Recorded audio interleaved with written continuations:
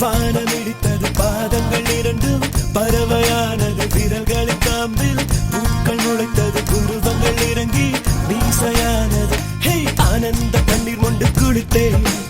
ஒவ்வொரு பற்களிலும் சிரித்தேன் கற்கண்டு தூக்கிக் கொண்டு நடந்தேன் ஒரு எறும்பாய் நான் தண்ணீரில் மெல்ல மெல்ல நடந்தேன் ஒரு இலையாய்